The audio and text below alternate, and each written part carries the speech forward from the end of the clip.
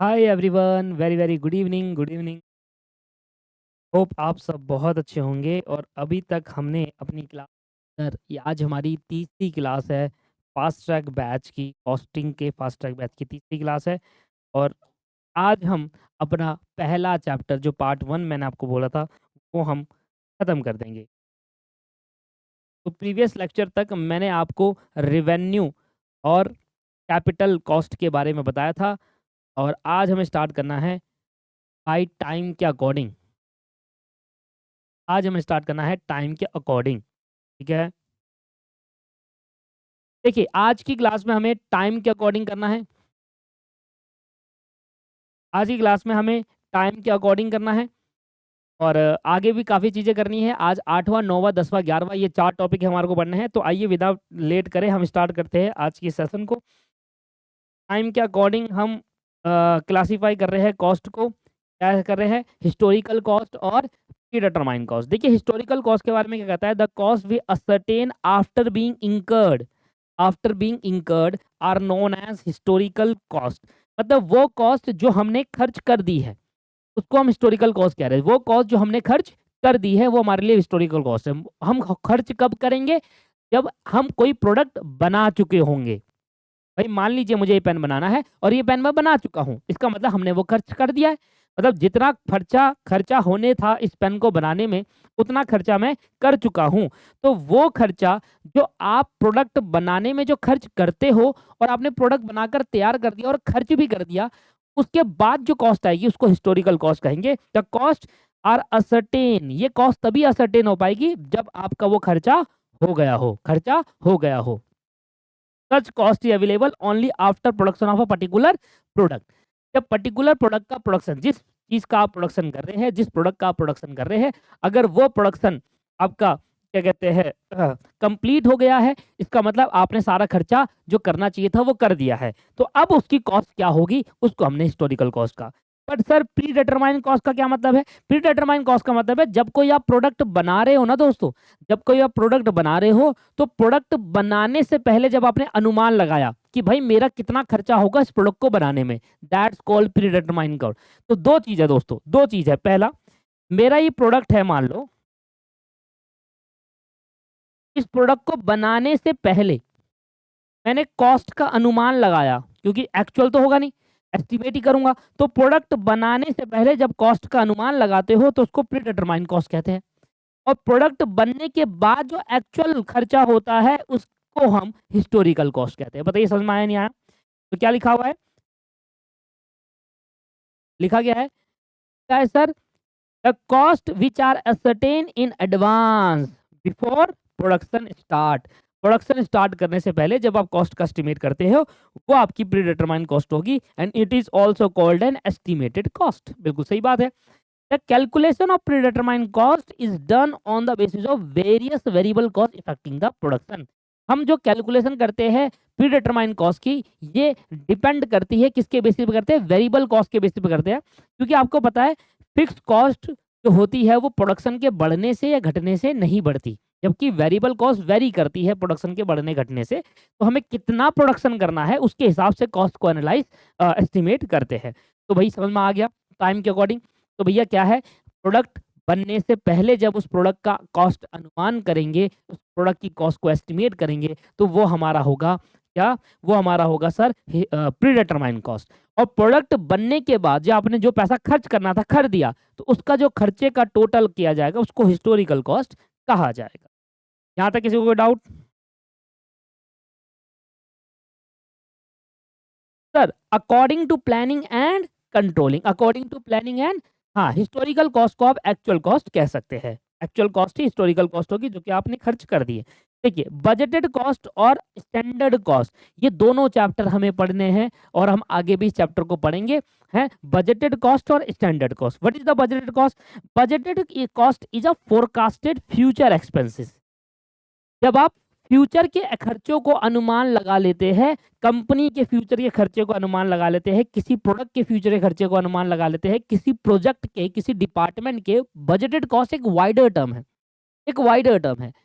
जब हम किसी प्रोडक्ट के, प्रोजेक्ट के या फिर फ्यूचर में होने वाले किसी भी चीज का खर्चों का जब अनुमान लगाते हैं तो वो बजटेड कॉस्ट है। सर यही तो प्री डिटरमाइंड कॉस्ट भी था।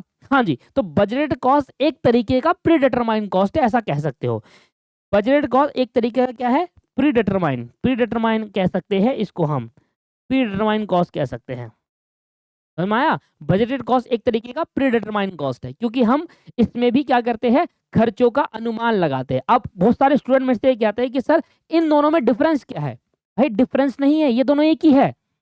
डिफरेंस कहाँ ढूंढ रहे हो आप?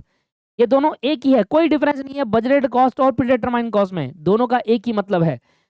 तो सर यहाँ पर आपको फिर बाइफरकेशन अलग अलग क्यों दिया है? क्योंकि एक है टाइम के अकॉर्डिंग, एक है प्लानिंग एंड कंट्रोल के अकॉर्डिंग, तो दोनों का हेड अलग है, दोनों का हेड अलग है। एक टाइम के अकॉर्डिंग है और एक प्लानिंग और कंट्रोल के अकॉर्डिंग है। तो आप ऐसा कह सकते हो कि एक बजटेड कॉस्ट जो होती है वो एक प्री डिटरमाइंड कॉस्ट होती है। बजटेड कॉस्ट का मतलब है जब आप किसी कंपनी के, किसी कंपनी के प्रोजेक्ट के, किसी कंपनी के डिपार्टमेंट के या किसी प्रोडक्ट का फ्यूचर के खर्चों को अनुमान कर रहे हो कि इस प्रोजेक्ट, इस डिपार्टमेंट या इस कंपनी में फ्यूचर में क्या क्या खर्चे होने वाले हैं, उसको हमने बजटेड कॉस्ट कहा। Budgeted cost are based on past data, past data से बजटेड कॉस्ट बेस्ड है। इसके बाद स्टैंडर्ड कॉस्ट क्या होती है? Standard cost is also predetermined cost. तो स्टैंडर्ड कॉस्ट भी प्रीडिटरमाइंड कॉस्ट होती है और बजटेड कॉस्ट भी प्रीडिटरमाइंड कॉस्ट होती है, क्योंकि इन दोनों में ही कहीं ना कहीं प्रीडिटरमाइंड के फीचर जुड़े हुए हैं। तो आप इन दोनों में डिफरेंसेस नहीं करेंगे। आप डिफरेंसेस किस में करेंगे? हाँ भाई बजट और स्टैंडर्ड में क्या डिफरेंट है, पर आप ये नहीं कहेंगे कि बजट और प्री डिटरमाइन क्या क्या डिफरेंस है। डिफरेंस नहीं पढ़ा रहा मैं आपको, क्लासिफिकेशन ऑफ कॉस्ट करा रहा हूँ कि कॉस्ट को कितने भागों में क्लासिफाई करा है। तो स्टूडेंट भटक जाता है, वो ना डिफरेंस ही ढूंढने लगता है। एक कई बार मुझे कमेंट भी आया है यूट्यूब पर, पढ़ाता था मैं तो यूट्यूब पर कमेंट भी आया है, कई बार मुझे स्टूडेंट ने पर्सनल मैसेज भी करा है कि सर बजटेड कॉस्ट और स्टैंडर्ड कॉस्ट दोनों प्री डिटरमाइन है, तो फिर इन दोनों में डिफरेंस क्या है? तो बस मैं यही समझाना चाहता हूं कि डिफरेंस नहीं पढ़ रहे हैं हम पढ़ रहे हैं क्लासिफिकेशन, कॉस्ट को कितने भागों में क्लासिफाई किया है, ठीक है, अलग अलग बेस में। तो इसी तरीके से स्टैंडर्ड कॉस्ट भी एक तरीके का प्री डिटरमाइंड कॉस्ट होता है, which show in advance what each product should cost under the given situation. कि भाई किसी प्रोडक्ट को बनाने में क्या कॉस्ट आनी चाहिए, ये बात करता है स्टैंडर्ड कॉस्ट। किसी प्रोडक्ट को बनाने में क्या कॉस्ट आनी चाहिए। लेट्स सपोज कि एक पेन बनाना है, अब इस पेन बनाने का रॉ मटेरियल भैया 20 रुपए का आना चाहिए। आप इस पेन बनाने के रॉ मटेरियल को क्या बोल रहे हो? 20 रुपए का आना चाहिए। तो आपने क्या बोला कि कितने का आएगा खर्च, कितने का रॉ मटेरियल आएगा, ऐसा बोला नहीं। आपने कहा 20 रुपए का आना चाहिए। दोनों में फर्क है या नहीं है? एक कहेगा यार मुझे पेन बनाना है, तो इस पेन बनाने का जो खर्चा होगा वो क्या होगा? तो आपने कहा इस पेन बनाने का खर्चे का अनुमान लगा लो, 20-30 रुपए हो सकता है, 20-30 रुपए। That is called budgeted. Budgeted में आप ये नहीं कहते कि इतने का आएगा। आप बजटेड में आप ये नहीं कहते कि हाँ यार ये पेन इतने का ही इसका रॉ मटेरियल आएगा, इतने की ही लेबर लगनी चाहिए इसमें, इतने का ही ओवरहेड लगना चाहिए इसमें, ऐसे नहीं कहते बजट में। बजट में क्या कहते हैं? कितना खर्चा हो सकता है, वो ऊपर नीचे बहुत फर्क करेगा। जबकि स्टैंडर्ड के अंदर हम क्या कहते हैं? एक प्रोडक्ट को बनाने में क्या कॉस्ट आनी चाहिए और क्या आई, ये कहते हैं। क्या कॉस्ट आनी चाहिए स्टैंडर्ड, क्या आई actual, then comparison, and compare करके हम क्या निकालते हैं? Deviation, that's called variance. क्या बोलते हैं इसको? वेरिएंस। समझ में आया? स्टैंडर्ड का मतलब कि एक प्रोडक्ट बनाने में क्या कॉस्ट आनी चाहिए। मान लीजिए मुझे पेन बनाना है, मान लीजिए मुझे घड़ी बनानी है, तो घड़ी बनाने की क्या कॉस्ट आनी चाहिए रॉ मटेरियल की? मैंने कहा भाई 1000 रुपए रॉ मटेरियल की कॉस्ट आनी चाहिए, आपने लाए 1200 रुपए। तो ये 200 रुपए का वेरिएंस किस वजह से आया? महंगाई की वजह से आया, इन्फ्लेशन की वजह से आया। That's called standard cost.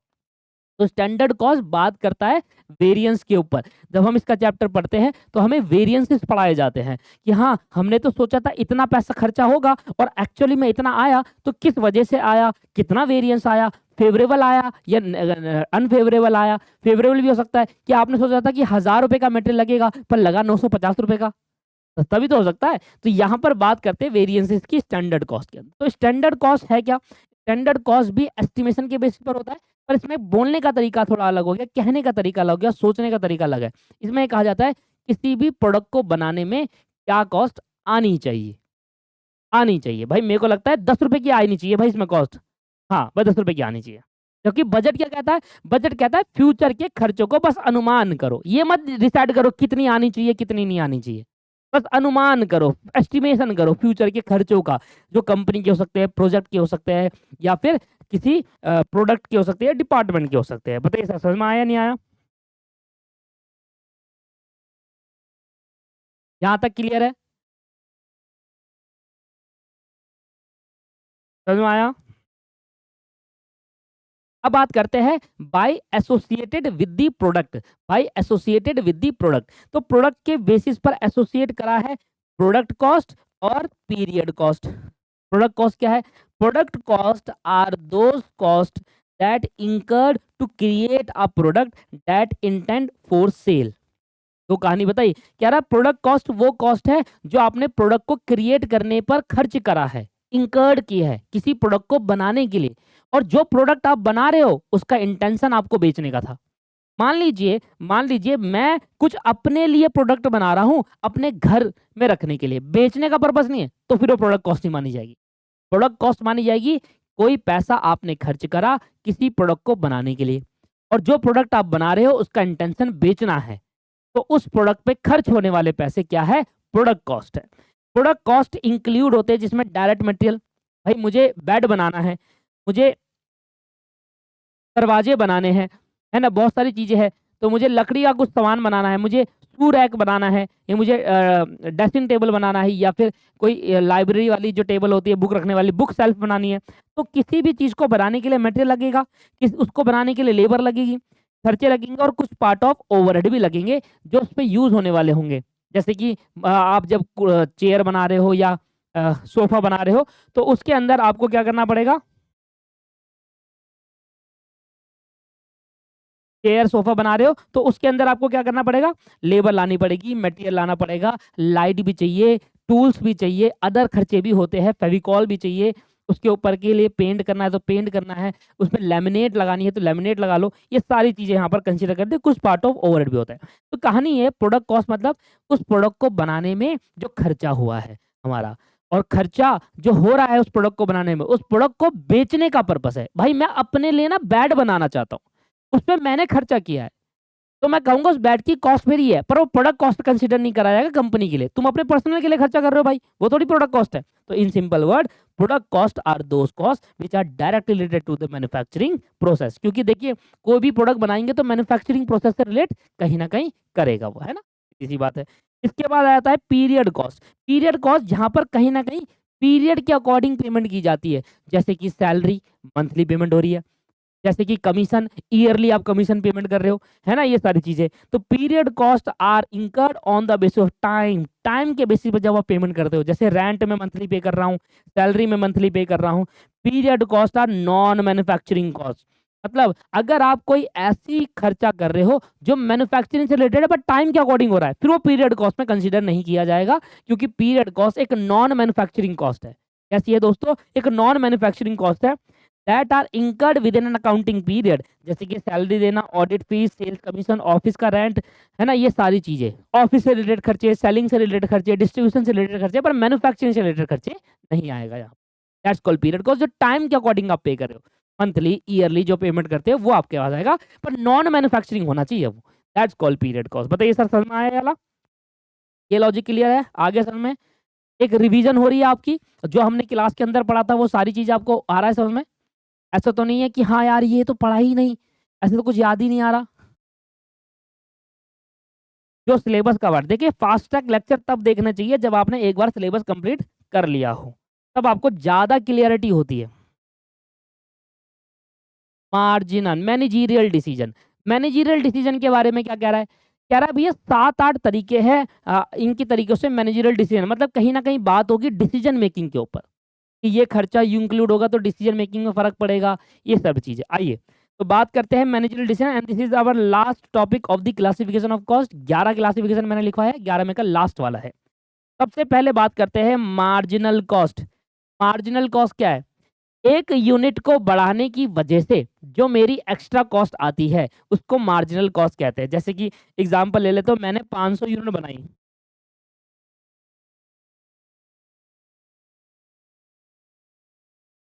जैसे मैंने 500 यूनिट बनाई, ठीक है, 500 यूनिट बनाने की मेरी कॉस्ट आ रही है 20,000 रुपए। अब मैंने 500 से 1 यूनिट एक्स्ट्रा बढ़ा दी, 501 यूनिट मैंने एक्स्ट्रा 1 यूनिट बनाई, और 1 यूनिट 501 यूनिट बनाने की जो मेरी कॉस्ट आ गई 20,500 रुपये आ गई। तो मुझे बताओ 1 यूनिट एक्स्ट्रा बढ़ाने की आपकी कॉस्ट क्या है? 500। तो हर एक यूनिट को एक्स्ट्रा बढ़ाने की जो एक्स्ट्रा कॉस्ट आती है ये आपकी मार्जिनल कॉस्ट है। क्या है ये? Marginal cost. इसका तो बहुत बड़ा चैप्टर है और बड़ा मजेदार चैप्टर है। सबसे अच्छी डिसीजन मेकिंग इसी पे, फाइनल तक पूछता है आपसे मार्जिनल कॉस्टिंग। तो क्या है दोस्तों मार्जिनल कॉस्ट? हर एक यूनिट को बढ़ाने की वजह से जो मेरी एक्स्ट्रा कॉस्ट आती है उसको हम मार्जिनल कॉस्ट कहते हैं। तो बताओ एक तरीके की वेरिएबल नहीं हुई है, यूनिट बढ़ाने से कॉस्ट बढ़ रही है, वेरिएबल हुई, तो इसलिए कहा भी जाता है मार्जिनल कॉस्ट एक तरीके की वेरिएबल कॉस्ट है। देखिए लिखा भी है मैंने यहाँ पर, हिंदी में लिखा, बड़े प्यारे से नोट्स बना रखे हैं। कह रहा है हर एक एडिशनल यूनिट बनाने से जो एडिशनल कॉस्ट इंकर्ड होती है उस एडिशनल कॉस्ट को मार्जिनल कॉस्ट कहते हैं। जैसे कि 500 यूनिट पे कॉस्ट आ रही है 5,000 रुपए की और 501 में कॉस्ट आ रही है 5500 रुपए की, तो एक यूनिट बढ़ाने से मेरी एक्स्ट्रा कॉस्ट क्या आ गई? 500 रुपए। That's called marginal cost. Marginal cost है क्योंकि फिक्स नहीं है, क्योंकि जैसे आप फिर से 1 यूनिट बढ़ाओगे फिर से आपकी कॉस्ट बढ़ जाएगी। ये भी क्या है? Marginal cost. तो ये एक तरीके का वेरिएबल कॉस्ट होता है, इसलिए कहा भी जाता है मार्जिनल कॉस्ट एक तरीके की वेरिएबल कॉस्ट है। देखो लिखा भी है मैंने, मार्जिनल कॉस्ट एक तरीके की वेरिएबल कॉस्ट। तो वेरिएबल कॉस्ट, सभी वेरिएबल कॉस्ट को जोड़ दोगे तो बन जाएगी आपकी मार्जिनल कॉस्ट। बाकी इसके चैप्टर में तो हम डिटेल में चर्चा करेंगे ही। सारी कॉस्ट को जोड़ने पर क्या बन जाएगा? मार्जिनल कॉस्ट बन जाएगा। यहाँ तो कोई डाउट? सिंपल सा टॉपिक है, सिर्फ हम डेफिनेशन पढ़ रहे हैं, बाकी इसके चैप्टर में तो भाई डिटेल चर्चा होने वाली है मार्जिनल कॉस्ट के चैप्टर। इसके बाद कहते हैं out of pocket cost. Out of pocket cost क्या होता है? Out of pocket cost is the direct payment of money that may or may not be later reimbursement from the third party. मैंने example दिया था कि मान लीजिए मोहन है कंपनी का एक एम्प्लॉय, कंपनी ने कहा कि जा बेटा बैंक जा और बैंक से कुछ काम करा के लिया, ठीक है। मोहन ने अपनी बाइक उठाई और बाइक उठाकर अपने 300 रुपए का पेट्रोल भरवाया और बैंक जाकर काम करवा के ले आया। तो बाइक में आने जाने का खर्चा हो गया उसको बैंक से 300 रुपए का। तो कंपनी से उसने बाद में ये पैसा वापस ले लिया। इसको कहते हैं रीइंबर्समेंट करना। क्या कहते हैं इसको? रीइंबर्स। पहले आपने खुद खर्चा किया अपनी जेब से और पता चला ये खर्चा मेरा थोड़ी है, ये तो कंपनी का है, कंपनी के काम से गया था मैं, तो ये खर्चा का पैसा आपने जो भी आपने खर्चा किया वो आपने कंपनी से मांग लिया। दैट इज कॉल्ड रीइंबर्समेंट करना। तो पहले तो वर्ड समझा रीइंबर्समेंट, कि जब कोई आप खर्चा करते हो और उस खर्चे को किसी दूसरी पार्टी से रिकवर कर लेते हो, इसको कहते हैं रीइंबर्समेंट करना। राइट, समझ आ गया। तो आउट ऑफ पॉकेट कॉस्ट क्या है? ऐसी direct payment of money that may or may not be later reimbursement from the third party. अब तीसरी पार्टी से उसको चाहो तो मे or may not be letter, चाहे बाद में चाहे चाहो तो बाद में रिम्बर्स भी कर लो और चाहे बाद में रिम्बर्स ना भी करो। तो ज्यादातर ये होता है ना मे नॉट बी रिम्बर्समेंट होता है, क्योंकि देखिए आप खुद सोचिए कि जो मैंने अभी खर्चा किया ये तो मेरा आउट ऑफ पॉकेट कॉस्ट है, पर अगर मैं उसको बाद में रिकवर कर लूं तो फिर मेरा जेब से पॉकेट कॉस्ट कहाँ हुआ? हाँ, उस time out of pocket cost हो गया आपके पास। मैंने बाइक लेके गया बैंक कंपनी के काम से, उस टाइम मैंने अपनी जेब से पेट्रोल भरवाया, तो that is called out of pocket cost. अब आप इसको मांग लो, ठीक है। तो अगर आपने उसको मांग लिया दूसरे से तो फिर आपकी कॉस्ट नहीं हो, फिर वो उसकी कॉस्ट मानी जाएगी। पर अगर आप वो लेटर रीइंबर्स नहीं कर रहे किसी से तो फिर वो आपकी कॉस्ट रहेगी। पर आउट ऑफ पॉकेट कॉस्ट का मतलब है कि आपने उस टाइम अपनी जेब से पे करा है। ठीक है सर, बात समझ में आ गई? उस टाइम आपने अपनी जेब से पे करा है तो आपकी जेब के हिसाब से आपकी जेब से वो पैसा गया है, डायरेक्ट पेमेंट आपने करी है। हाँ, बाद में अगर आप किसी दूसरी पार्टी से ले रहे हो, तीसरी पार्टी से ले रहे हो, तो उस केस के अंदर हमारे पास क्या हो जाएगा कि भाई उसने आपसे रिकवर कर लिया तो उसकी जेब का खर्चा हो गया, उसका लिए आउट ऑफ पॉकेट कॉस्ट हो गया, है ना। और अगर आपने रिकवर नहीं करा तो आपके लिए ही रहा। ठीक है दोस्त, डिफरेंशियल कॉस्ट का क्या मतलब है? Differential cost, the change in cost due to change in the level of volume, pattern and method. अगर आपके प्रोडक्शन के पैटर्न को चेंज करने की वजह या प्रोडक्शन मेथड को चेंज करने की वजह से या प्रोडक्शन की वॉल्यूम को चेंज करने की वजह से अगर आपकी कॉस्ट में चेंज आता है तो उस चेंज को डिफरेंशियल कॉस्ट कहते हैं। एग्जांपल, जैसे कि मैं 2000 यूनिट बना रहा था, जैसे कि मैं 2000 यूनिट बना रहा था तब मेरी कॉस्ट आई थी 5 लाख रुपए। अब मैं यूनिट को 2500 कर रहा हूँ, अब मेरी कॉस्ट आ रही है 6 लाख रुपए। तो वॉल्यूम के चेंज होने की वजह से आपकी कॉस्ट में बदलाव आता है। अब जरूरी नहीं है बदलाव अपवर्ड आएगा, हो सकता है कि आपने आपने क्या करा, ज्यादा यूनिट बनाई तो आपकी कॉस्ट कम हो जाए, थोड़ी 495 हो जाए, क्योंकि आपकी फिक्स कॉस्ट बढ़ जाती है, तो टोटल कॉस्ट कम हो गई आपकी। ऐसे तो कह कभी होगा यार, ऐसे नहीं। अब मान के लिए आपने कॉस्ट कम करी, मतलब आपने यूनिट कम करा, लेट्स सपोज कि आपकी 2000, आपने 1500 बनाई, तो आपकी कॉस्ट कम हो गई, जैसे कि 4 लाख हो गई। तो अब यूनिट के चेंज होने की वजह से, सर यूनिट के चेंज होने की वजह से, चाहे वो अपवर्ड डायरेक्शन में जा रहा है चाहे वो डाउनवर्ड डायरेक्शन में जा रहा है, तो वॉल्यूम के चेंज होने की वजह से अगर कॉस्ट में इंपैक्ट आ रहा है, कॉस्ट भी चेंज हो रही है, उसको हम डिफरेंशियल कॉस्ट कहेंगे। वो कह रहा है सिर्फ वॉल्यूम के नहीं, कभी कभी ऐसा भी होता है कि आप अपने प्रोडक्शन के पैटर्न या मेथड को चेंज कर देते हो। पहले मेथड कुछ और की यूज किया था, जैसे कि मटेरियल चैप्टर में आपने कई सारे मेथड्स पढ़े हैं इशू ऑफ मटेरियल इशू करने के लिए, FIFO method, LIFO method, simple average, weighted average, ये सारे पढ़े। तो पहले आप फीफो मेथड लगाते थे तो आपकी कॉस्ट कुछ आई, अब आपने मेथड चेंज कर दिया, आप लिफो लगाने लग गए तो आपकी कॉस्ट आ रही है। तो मेथड के चेंज करने की वजह से भी तो कॉस्ट में चेंज आ सकता है। हाँ जी बिल्कुल आ सकता है, आपको मैंने प्रूव करके दिखाया था मटेरियल चैप्टर के अंदर। तो कॉस्ट में चेंज आ सकता है, तो मेथड की वजह से भी जब चेंज आएगा उसको भी डिफरेंशियल कॉस्ट कहेंगे, नहीं तो फिर से ये वेरिएबल बन जाएगा। फिर डिफरेंशिएट कैसे करा आपने? तो जरूरी नहीं है कि वॉल्यूम के बदलने से जो कॉस्ट में चेंज आ रहा है वो तो है ही, लेवल ऑफ वॉल्यूम के चेंज करने से अगर कॉस्ट में चेंज आ रहा है तो डिफरेंशियल कॉस्ट है। बट साथ में पैटर्न और मेथड भी आपने चेंज करा, मतलब प्रोडक्शन मेथड और प्रोडक्शन पैटर्न चेंज करा, तब भी आपके लिए क्या बन जाएगा, वो डिफरेंशियल कॉस्ट बन जाए।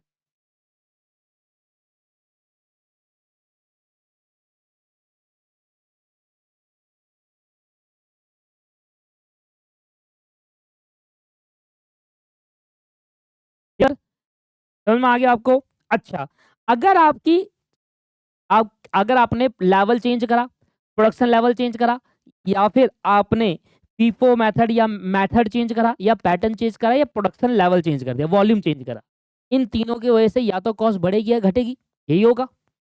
लेवल बढ़ा तो कॉस्ट बढ़ गई होगी, मेथड चेंज करा तो कॉस्ट बढ़ गई, कम हो गई होगी। तो मेथड चेंज करो, प्रोडक्शन मेथड, प्रोडक्शन का पैटर्न चेंज कर दो, या वॉल्यूम में चेंज कर दो, या तो कॉस्ट बढ़ेगी या घटेगी, सीधी सी कहानी है। तो अगर चेंज होने की वजह से आपकी कॉस्ट में बढ़ावट आ रही है तो उसको इंक्रीमेंटल डिफरेंशियल कॉस्ट आएगा, पूरा लिख लेना, इंक्रीमेंटल डिफरेंशियल कॉस्ट आएगा। और अगर चेंज करने की वजह से आपकी कॉस्ट कम हो गई है तो उसको डिक्रीमेंटल डिफरेंशियल कॉस्ट कहेंगे। तो यहाँ पर मैंने इसको समराइज भी करा हुआ है। अगर आपने चेंज करा, क्या चेंज करा, या तो आपने अपने वॉल्यूम में चेंज करा, या अपने पैटर्न में चेंज करा, या मेथड में चेंज करा, प्रोडक्शन वॉल्यूम में चेंज करा हो, प्रोडक्शन पैटर्न में, प्रोडक्शन मेथड में, और उसके चेंज करने से आपकी कॉस्ट में इफेक्ट आ गया, कॉस्ट में भी चेंज हुआ। अब कॉस्ट या तो बढ़ेगी या तो कम होगी, अगर बढ़ गई तो उसको इंक्रीमेंटल डिफरेंशियल कॉस्ट कहेंगे, और अगर कम होगी तो डिक्रीमेंटल डिफरेंशियल कॉस्ट कहा जाएगा। बताइए सर, समझ में आया नहीं आया? क्लियर हुआ जी? बहुत बढ़िया। इसका इसका एक कॉन्सेप्ट आता है डिफरेंशियल कॉस्ट का, मार्जिनल कॉस्टिंग के अंदर। सर ये नोशनल कॉस्ट मैंने समझाया था पहली क्लास में, याद है आपको? पहली क्लास में बताया था कि एक पर्टिकुलर पर्सन है, उसने अपने मार्केट में अपनी घर पे ही बिजनेस खोल लिया। अब वो अपने आप को रेंट कैसे देगा? जब वो अपने आप को रेंट दे रहा है तो क्या इसको बुक्स अकाउंट में शो करेंगे? यस शो करेंगे, that's called notional cost.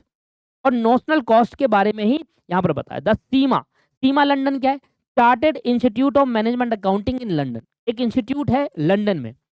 Costing के अंदर जितनी भी डेफिनेशन है ना वही देता है वो, ठीक है जी। और उसने क्या कहा, notional cost as the value of benefit when no longer actual cost incurred. भले ही अपनी जेब से नहीं जाएगा पर वो वैल्यू ऑफ बेनिफिट के टाइप पे कंसीडर करा जाए।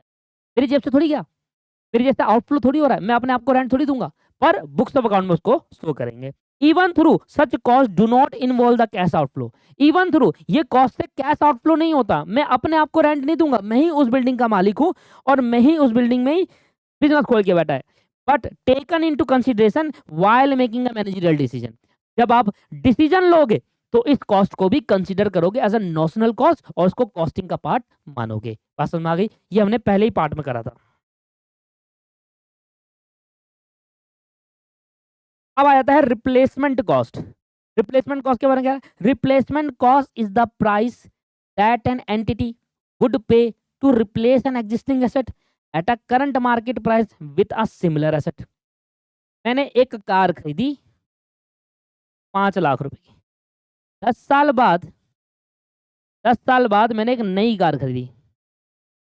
अब नई कार का प्राइस था 8 लाख रुपए।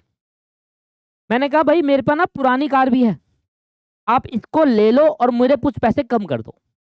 ठीक है, तो इस 5 लाख की कार के लगाए उन्होंने 2 लाख रुपए। 2 लाख मेरे कम कर दिए और मुझे अब जो पेमेंट करनी पड़ी नई कार के लिए वो करनी पड़ी 6 लाख रुपए। That's called replacement cost. 6 lakh रुपए आपकी रिप्लेसमेंट कॉस्ट हो गई। मैंने एक कार खरीदी, मेरे पास एक कार थी, 5 लाख की कार थी। 10 साल बाद मैंने उसको उसकी जगह पर नई कार खरीदी, तो उस कार का रिप्लेसमेंट करने के लिए मुझे अपनी जेब से कितना पैसा खर्च करना पड़ा? 6 लाख रुपए। कैसे? 8 लाख की कार थी और जो पुरानी वाली है वो उसकी कुछ वैल्यू लगकर कंसीडर होकर वो माइनस हो गया और मुझे नेट 6 लाख रुपए पे करने पड़े। इसी तरीके से मान लीजिए मेरे पास एक मशीन पड़ी हुई है और वो मशीन मैंने 5 साल चलाई और 5 साल बाद वो मशीन खराब हो गई। अब मैं वही मशीन को रिप्लेस करना चाहता हूँ, सिमिलर नेचर की मशीन लाना चाहता हूँ। अब मैं दुकान पे गया तो मैंने कहा भैया मेरे पास ना सेम मशीन पड़ी है, इसको ले लो और कुछ पैसे कम कर दो। उसने कहा भाई देखो 2 लाख की मशीन है, आपके 30,000 रुपये कम कर देंगे, तो 1,80,70,000 रुपये आप पे कर देना। मैंने कहा ठीक है, 1,70,000 मेरी रिप्लेसमेंट कॉस्ट हो जाती है उस पर्टिकुलर असेट की। बात समझ में आ गई? क्लियर है? चलो ये भी हो गया कंप्लीट।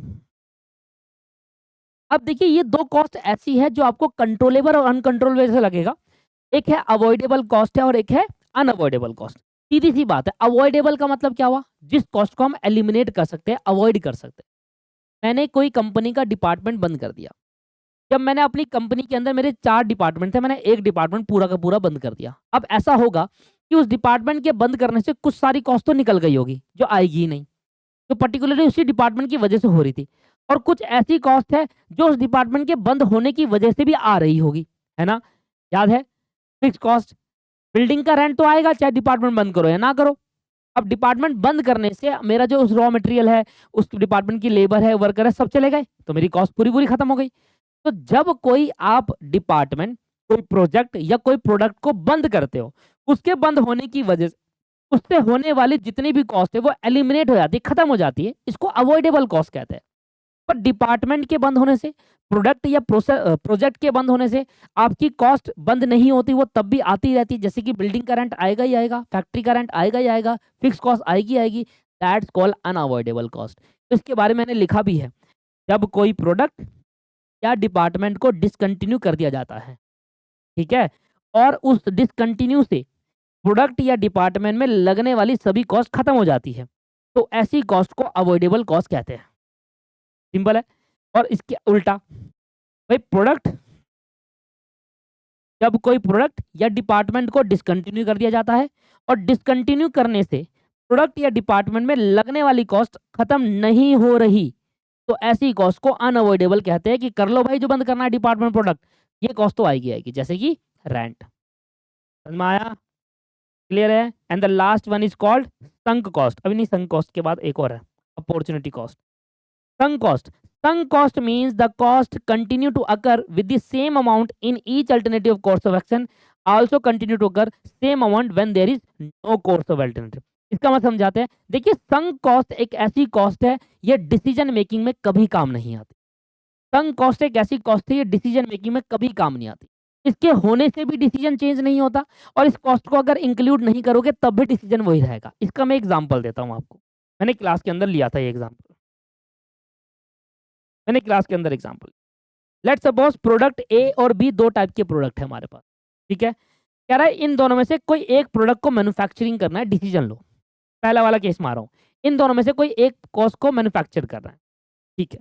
तो प्रोडक्ट ए और प्रोडक्ट बी के कुछ खर्चे बता रहा हूँ, जैसे कि रॉ मटेरियल है, दोनों में रॉ मटेरियल लगा, जैसे कि लेबर है, दोनों में लेबर लगी, और जैसे कि फैक्ट्री का रेंट है, दोनों में फैक्ट्री का रेंट, ठीक है जी। मेरी टोटल कॉस्ट आई 2.5 लाख रुपए और एक की कॉस्ट आ गई 2,55,000 रुपये। मुझे बताओ कौन सा प्रोडक्ट बनाओगे, प्रोडक्ट ए बनाओगे या बी बनाओगे?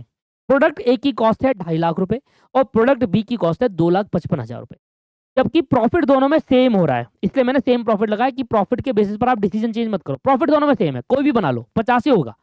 पर एक की कॉस्ट आ रही है 2.5 लाख रुपए और एक की कॉस्ट आ रही है 2,55,000 रुपए, तो आप कहोगे प्रोडक्ट ए बनाना चाहिए क्योंकि उसमें कम कॉस्ट आ रही है, और कम कॉस्ट आ रही है तो हमें कम मार्केट में उसका प्राइस पे कम मार्केट में बिकेगा।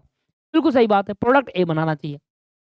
मैंने क्या करा, मैंने सेम क्वेश्चन दोबारा लिया और इस बार फैक्ट्री के रेंट जो कि फिक्स था वो हटा दिया, फैक्ट्री का रेंट फिक्स हटा दिया। मैंने कहा भाई 1 लाख रुपए का रॉ मटेरियल, 50,000 की लेबर, इधर 1 लाख का रॉ मटेरियल, इधर 55,000 की लेबर, अब 1.5 लाख इधर आ गई और 1,55,000 इधर आ गई। अब मुझे बताओ कौन सा प्रोडक्ट बनाना चाहिए, प्रोडक्ट ए बनाना चाहिए प्रोडक्ट बी? प्रोडक्ट ए भी 1,50,000 की कॉस्ट है, प्रोडक्ट बी की 1,55,000, इधर कॉस्ट किसकी कम आ रही है, ए की। तो मुझे बताओ क्या फैक्ट्री के रेंट को जोड़ने से या हटाने से आपका डिसीजन चेंज हुआ? मैंने फैक्ट्री रेंट जोड़ा था तब भी आपका प्रोडक्ट ए बोला था आपने आंसर, और जब मैंने फैक्ट्री रेंट को हटा दिया तब भी आपने प्रोडक्ट ए ही बोला। तो कुछ ऐसी कॉस्ट होती है जो डिसीजन को चेंज ही नहीं करती, आप उसको जोड़ो तब भी आपका डिसीजन वही है, और अगर आप उसको नहीं जोड़ोगे तब भी आपका डिसीजन वही होगा। ऐसी कॉस्ट को संक कॉस्ट कहा जाता है, which is not relevant for decision making. बात समझ में आई या नहीं आई, क्लियर हुआ या नहीं हुआ? देखो मैंने लिखा भी है, sunk costs are not relevant for decision making. Sunk costs are that an entity has incurred which is no longer recover. आपने खर्च कर दिया, आप रिकवर नहीं कर पाओगे, रेंट पे कर दिया। Sunk cost का दूसरा नाम है stranded, not standard, that's called stranded cost. एक दूसरा नाम है, एमसीक्यू में पूछ सकता है, ठीक है जी। तो संक कॉस्ट के होने से या ना होने से डिसीजन पे कोई इंपैक्ट नहीं पड़ता। ज्यादातर संक कॉस्ट कौन सी होती है, फिक्स कॉस्ट होती है। चाहे प्रोडक्ट ए बना लो चाहे प्रोडक्ट बी बना लो, आपको फैक्ट्री करंट 1 लाख ही देना है, तो उसको जोड़ोगे डिसीजन मेकिंग में, दोनों में सेम ही तो आ रही है, ठीक है सर। अब दूसरा क्वेश्चन भी तो था, दूसरा क्वेश्चन था कि मान लो अगर आपको दोनों बनाने हैं या दोनों नहीं बनाने, इसमें कोई डिसीजन बताओ। तो इसमें भी चेक कर लेते हैं। पहले वाले डिसीजन पूछ रहा था कि प्रोडक्ट ए बनाऊं या प्रोडक्ट बी बनाऊं, तो आपने कहा प्रोडक्ट ए बनाना चाहिए, चाहे संक कॉस्ट ऐड करो चाहे मत करो। फिर मैंने दूसरा क्वेश्चन पूछ रहा है कि क्या हमें दोनों प्रोडक्ट बनाने चाहिए या दोनों ही ना बनाऊं, तो इसके लिए क्या बोल रहा है वो, इसके लिए कुछ नहीं लिखवाया था क्या मैंने? अच्छा, इसमें मैंने आपको ओरली बताया था कि अगर आप दोनों बनाते हो तब भी आपकी 1 लाख रुपए की कॉस्ट आएगी, और अगर आप दोनों नहीं बनाते, रेंट तो आपको तब भी देना ही पड़ेगा। तो रेंट आपके बनाने से या ना बनाने से देना ही पड़ेगा, तो रेंट को इंक्लूड ही क्यों कर रहे हो डिसीजन मेकिंग में? इसलिए संक कॉस्ट के बारे में कहा कि भैया ये तो खर्च हो गया, आप उसको लो लॉन्गर रिकवर, आप रिकवर नहीं कर सकते, डिसीजन मेकिंग में कोई काम भी नहीं आएगा ये आपके। आप दोनों प्रोडक्ट बना लो, ठीक है, प्रोडक्ट ए भी बना लो प्रोडक्ट बी बना लो, रेंट आपको तब भी देना है 1 लाख रुपए। आप कह रहे हो कि मैं दोनों ही नहीं बनाऊंगा, कोई बात नहीं, मत बनाओ, रेंट आपको तब भी देना है 1 लाख रुपए। तो कुछ भी सर्च कर लो, आपको 1 लाख रुपए रेंट देना ही है, तो बना ही लो ना, इससे अच्छा प्रॉफिट भी आ जाएगा। समझ में आया? ठीक है सर, समझ में आ गया, क्लियर हो गया, कोई डाउट है किसी को? And this is the last one, उसके बाद मेथड ऑफ कॉस्टिंग आ जाता है, अपॉर्चुनिटी कॉस्ट। अपॉर्चुनिटी कॉस्ट कहता है कि भैया देखिए, मैं एक अल्टरनेटिव छोड़कर आ रहा हूं और दूसरा अल्टरनेटिव सेलेक्ट कर रहा हूं। मान लीजिए मैं कोई जॉब करता हूँ 50,000 रुपये महीने की, अब मेरे पास एक ऑफर आता है और कहता है कि हम आपको 50,000 रुपये देंगे, क्या आप हमारे पास जॉब करोगे? उसने कहा मैं क्या करूंगा, करूंगा जॉब? मैं तो नहीं करूंगा भाई जॉब, भाई मैं जॉब उसी जगह पर करूंगा जहां पर मुझे 50,000 से ज्यादा मिले। अब मेरे लिए अपॉर्चुनिटी कॉस्ट क्या है, मिनिमम 50 तो चाहिए सर मुझे, क्योंकि 50 तो मैं कमा ही रहा हूँ ना, 50 तो मैं कमा ही रहा हूँ, तो मैं उस 50 जो कमा रहा हूँ वो तो चाहिए ही चाहिए, साथ में कुछ एक्स्ट्रा मिलेगा तभी तो मैं आपके पास आऊंगा। अब दूसरी कंपनी अगर मुझे 60,000 का ऑफर देगी तब मैं आऊंगा, दूसरी कंपनी मुझे 60,000 का ऑफर देगी तब मैं आऊंगा, ठीक है। एग्जाम्पल और लेता हूँ। अब मुझे एक बात बताओ, अभी आप किसी कंपनी में काम कर रहे हो तो आपको 50,000 रुपये मिल रहे हैं, या महीना सैलरी मिल रही है, एक कंपनी से ऑफर आया आपको 60,000 रुपये मिल रहे हैं, तो क्या आप इस कंपनी को सेलेक्ट करोगे? हाँ जी बिल्कुल करूंगा, क्योंकि जो मैं अभी कमा रहा था वो मेरे लिए मेरी अपॉर्चुनिटी कॉस्ट है कि अगले बार जाऊंगा तो कम से कम इतना चाहिए, दैट्स कॉल्ड अपॉर्चुनिटी कॉस्ट, ठीक है, ये तो मैं कमाऊंगा। तो मेरे लिए नेक्स्ट बेस्ट अल्टरनेटिव होगा वो पहले वाले से बेस्ट होना चाहिए, राइट। नेक्स्ट बेस्ट अल्टरनेटिव को ही सिलेक्ट करूंगा मैं, मेरे से पहले वाले से बेस्ट होना चाहिए। सोचो, ये हो गया। पर देखो दोस्तों, ये 50,000 रुपये की जो सैलरी मिल रही है इसके कई सारे बेनिफिट भी मिलते थे आपको, क्या? देखना ध्यान से, आपको घर से कार भिजवा रहे थे और आपको उठा के ला रहे थे, आना जाना आपका रोजाना हो रहा था। अगर इसकी कैलकुलेशन करूं तो एक दिन में अगर 1,000 रुपये का किराया, तो 30 दिन में 30,000 रुपये का किराया आपका ये खर्च हो रहा था। कार रोज जा रही है आपको उठा के और घर लेकर आ रही है। आपके घर का रेंट भी पे करते थे, 15,000 रुपये महीने का आपके घर का रेंट कंपनी पे कर रही है, आपको भले ही 50,000 रुपये दे रही है पर कुछ बेनिफिट भी दे रही है। इसके बाद आपको एक ट्रैवलिंग भी दिया जाता है, ट्रैवलिंग 2 साल की फ्री टिकट देती है, ऑल ओवर द इंडिया के बाहर कहीं भी घूम लो, वर्थ 50,000 रुपीज का। चलो इसको हटा भी देते 2 मिनट के लिए, पर जो आपका रेगुलर खर्चा है वो तो कंपनी बियर कर रही है। अब मुझे बताओ, अगर दूसरी कंपनी आपको 60,000 रुपए दो तो आप सेलेक्ट करोगे? भाई 50,000 आपको मिल रहे हैं महीना सैलरी और एक कंपनी आपको 60 दे रही है, तो क्या ये नेक्स्ट बेस्ट अल्टरनेटिव है या नहीं है? नहीं है सर। क्यों? क्योंकि जब भले ही मुझे यहाँ से पैसा तो मिल रहा है, पर सर जब मैं इसको छोड़ूंगा, इस अल्टरनेटिव को मैं गवाऊंगा, तो मेरा कुछ लॉस भी होगा। वो लॉस क्या है? 30,000 और 15,000 रुपए, मतलब 45,000 रुपए जो मेरे को मिल रहा था, बेनिफिट मिल रहा था, वो भी तो गवा रहा हूँ। हाँ, अगर ये 60,000 दे रही है और साथ में ये बेनिफिट भी दे रही है, इसका मतलब अब मैं जाऊंगा, 60,000 भी मिल रहे हैं और 30,000 15,000 का मुझे बेनिफिट भी मिल रहा है। तो सर जरूरी नहीं है कि जो चीज आप अभी कमा रहे हो वही आपका अपॉर्चुनिटी कॉस्ट है, जरूरी नहीं है। ऐसा भी हो सकता है कि जो आप कमा रहे हो वो तो है ही, और जो आप गवा रहे हो वो भी आपकी अपॉर्चुनिटी कॉस्ट है। भाई मेरी 50,000 सैलरी है और मैं तुम्हारी कंपनी में तभी आऊंगा, तभी मैं तुम्हारी कंपनी में आऊंगा 60,000 की सैलरी पर, जब आप मुझे कार का और एचआर हाउस रेंट अलाउंस दोगे। दोनों दो। सर आपकी कंपनी से आने से मैं क्या गवा रहा हूं?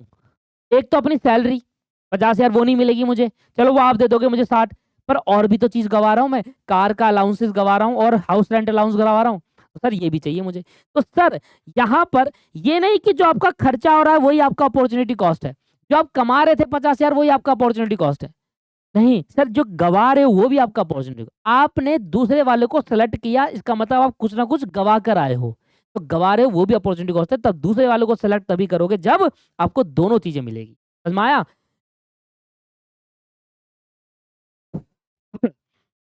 इधर एग्जांपल लिया था, मिस्टर ए है, एक मैन्युफैक्चरर है, कैलकुलेटर बनाते हैं, कैलकुलेटर बनाते हैं।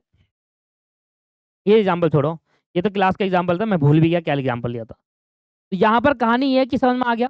कहानी ये है कि देखिए, आप आपके लिए अपॉर्चुनिटी कॉस्ट क्या होगी? आपके लिए अपॉर्चुनिटी कॉस्ट वो होगी जो आप नेक्स्ट आपका बेस्ट अल्टरनेटिव होगा।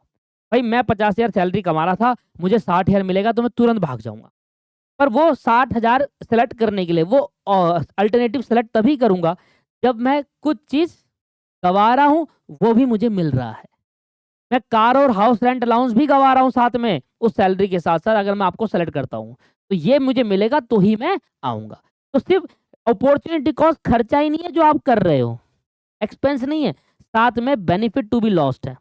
जो बेनिफिट हो सकता था, जो बेनिफिट हो सकता था वो भी आप छोड़ कर आ रहे हो आपको सेलेक्ट करने के। एग्जाम्पल ये वाला ले लेते हैं। मिस्टर एक मैन्युफैक्चरर है जो कैलकुलेटर बनाते हैं, और एक कैलकुलेटर की कॉस्ट पड़ती है 450 रुपये उसको बनाने की। अब वो क्या करता है, ये कैलकुलेटर 500 रुपए के हिसाब से बेचता है और वो फुल कैपेसिटी के साथ काम कर रहा है। मतलब अब 1000 यूनिट कैलकुलेटर बेचेगा और उसके साथ वो कोई भी एक्स्ट्रा काम नहीं कर सकता, क्योंकि पूरी कैपेसिटी फुल कैपेसिटी अपनी 1000 यूनिट को बनाने में लगा दी। तो एक कैलकुलेटर बनाता है, एक कैलकुलेटर की कॉस्ट को 450 रुपए की पड़ती है, 1000 यूनिट कैलकुलेटर वो बनाकर बेचता है और हर कैलकुलेटर में 50 रुपए कमाता है, 500 का बेचता है।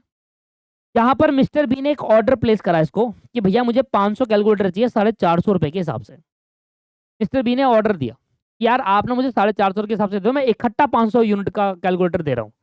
तो उसने दिमाग लगाया, इसने कहा देखो 450 500 कैलकुलेटर 450 के हिसाब से तो मेरी कॉस्ट आ ही रही है, सीधी सी बात है भाई, 450 की तो उसकी कॉस्ट आ ही रही है ना कैलकुलेटर की बनाने की। तो उसने कहा भाई 500 कैलकुलेटर तुम्हें चाहिए, 450 रुपए की कॉस्ट मेरी आ ही रही है, तो 2,25,000 की तो कॉस्ट होगी साथ में। अगर मैं ये ऑर्डर तुम्हें दूंगा, अगर मैं तुम्हारा ऑर्डर एक्सेप्ट कर लूं, मिस्टर ए क्या कह रहा है मिस्टर बी से कि अगर मैं तुम्हारा ऑर्डर एक्सेप्ट कर लूं तो मुझे अपने ऑर्डर में कुछ कोई यूनिट सेक्रीफाइस करनी पड़ेगी, क्योंकि मेरे पास इनफ कैपेसिटी नहीं है।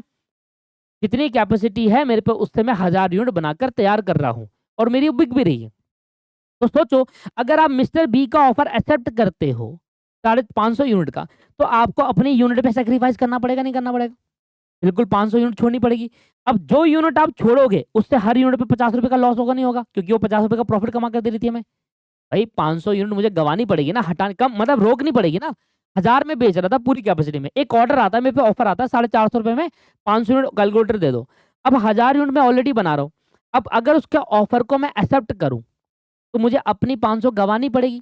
और अपनी 500 गंवाने का मतलब ये है कि मैं बनाकर नहीं बेचूंगा, सिर्फ 500 ही बनाकर बेचूंगा, 500 नहीं बेचूंगा, उसके लिए उसका ऑर्डर बनाऊंगा अगर एक्सेप्ट करता हूं तो वो 500 यूनिट जो मैंने अपनी हटाकर उसका ऑफर एक्सेप्ट करूंगा, तो मेरी 500 यूनिट से हर यूनिट पे 50 रुपए का फायदा भी तो दे दी थी मुझे। तो मैं अगला ऑफर तभी एक्सेप्ट करूंगा जब मेरी कॉस्ट रिकवर हो जाए और जो तुम्हारा ऑर्डर एक्सेप्ट करने में मैं प्रॉफिट छोड़ कर आया हूं वो भी मुझे तुम दे दो, तो मैं तुम्हारा बना दूंगा। सिंपल सी कहानी है, बड़ा सिंपल सा लॉजिक है।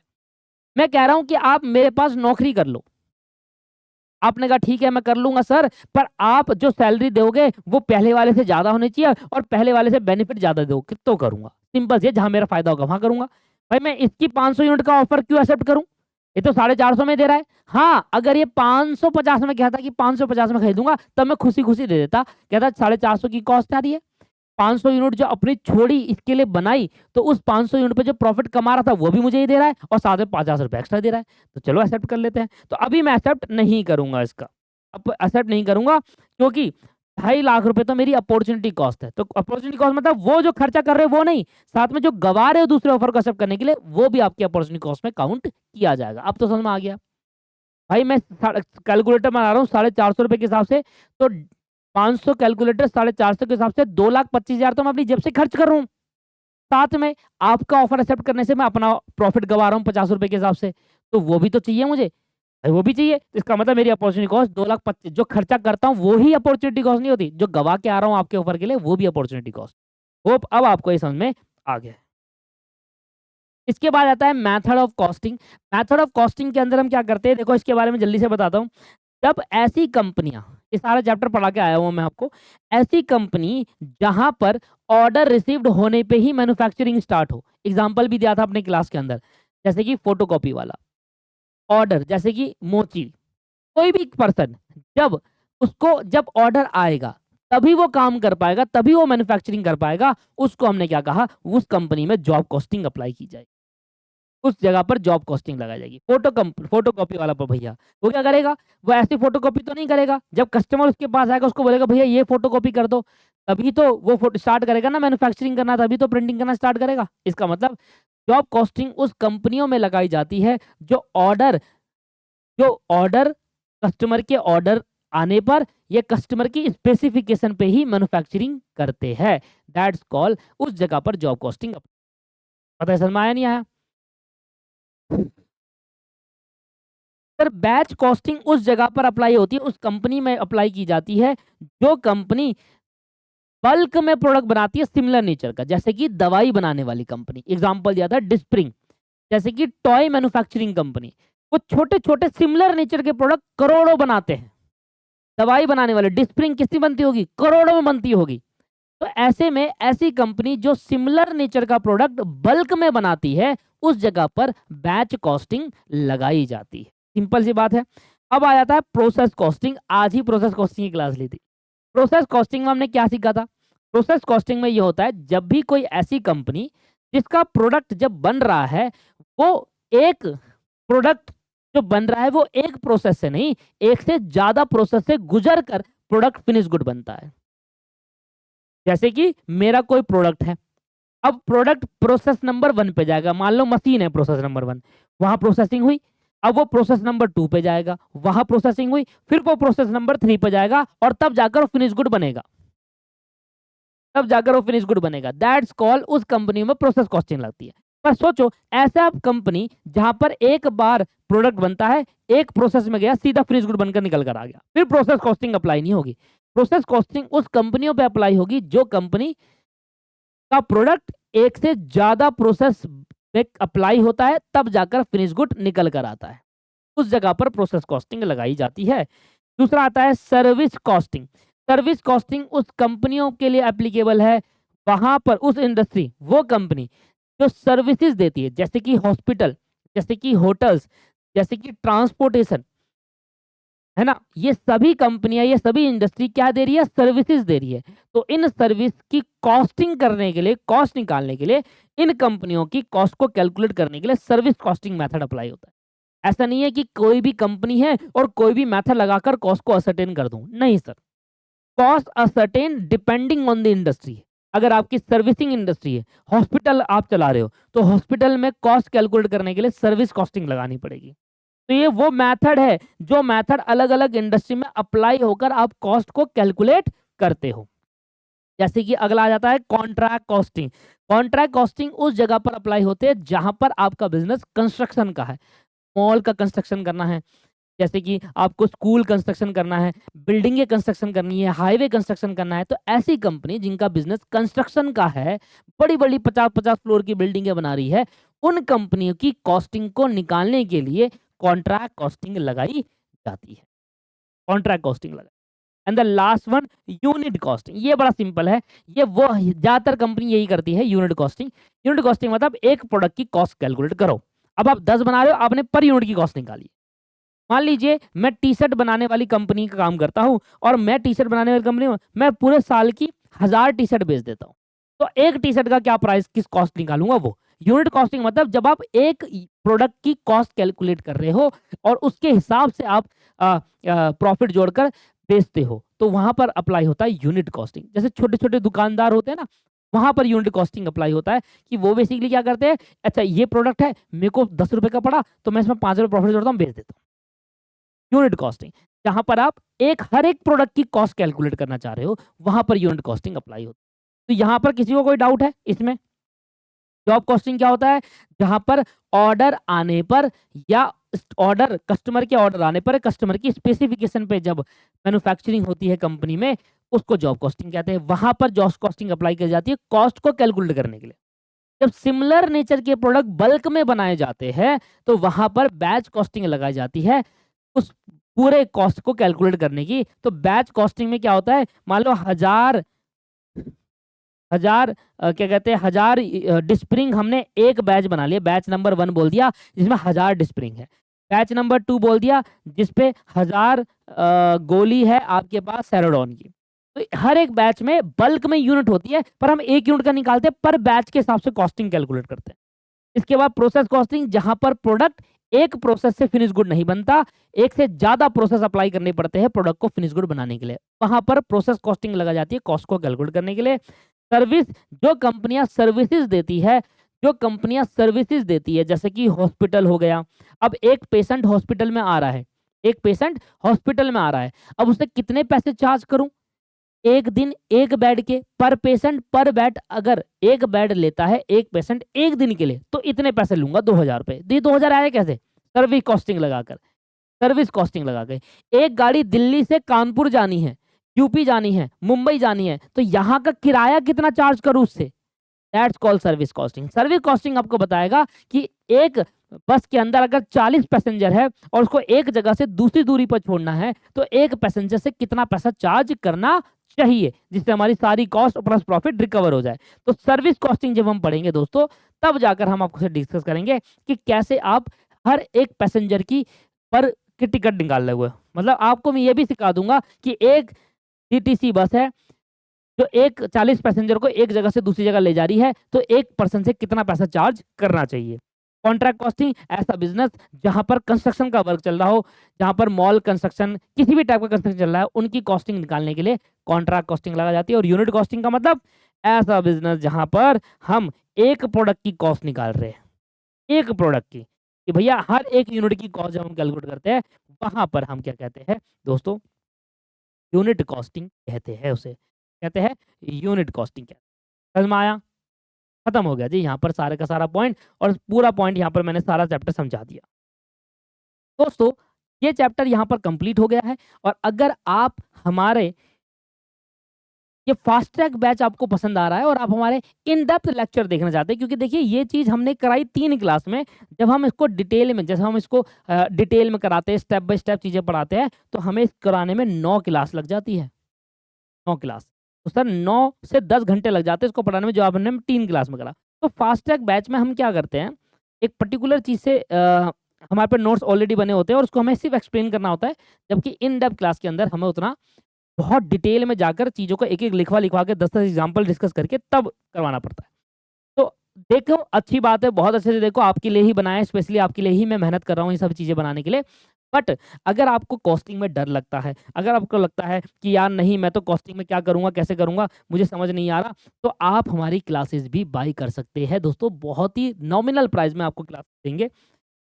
गूगल पे जाकर आप दीपक क्लासेस सर्च कर सकते हैं और दीपक क्लासेस में आप हमारे वेबसाइट पर भी आ सकते हैं। तो ये हमारा वेबसाइट का कुछ लुक है। यहाँ से भी आप डायरेक्टली क्लास बाय कर सकते हैं। सीधा सीएमए कोर्स पे जाइए, सीएमए इंटर पे जाइए और यहाँ पर आप हमारी क्लासेस आराम से देख कोई भी लेना चाहे तो ले सकते हैं। बाकी सर बाकी 3000 रुपीज़ हमारी क्लास का प्राइस है। 3 महीने का प्राइस है 2500 रुपए, 6 महीने का प्राइस है 3000। इस तरीके से मंथ बढ़ते तो 500 रुपए बढ़ जाता है। नॉमिनल फीस, डिटेल क्लास, सारे क्वेश्चन कंप्लीट करवाते हैं, सब कुछ करवाते हैं। अगर आपको ये समझ में आ रहा है और अगर आपको लगता है कि मैं फास्ट ट्रैक मेरे लिए बहुत ही बेनिफिशियल हो रहा है, इससे ही मैं सारे क्वेश्चन कर ले रहा हूँ, तो फिर क्लास लेने की जरूरत नहीं है। बट इसको देखने के बाद आप कुछ क्वेश्चन में अटक रहे हो तो फिर आपको क्लास लेने की जरूरत है। अगर सारे क्वेश्चन हो जा रहे हैं तो फिर आप क्लास मत लीजिए, इसी को आगे कंटिन्यू करके अपना सिलेबस कंप्लीट करिए और एग्जाम में क्लियर करिए।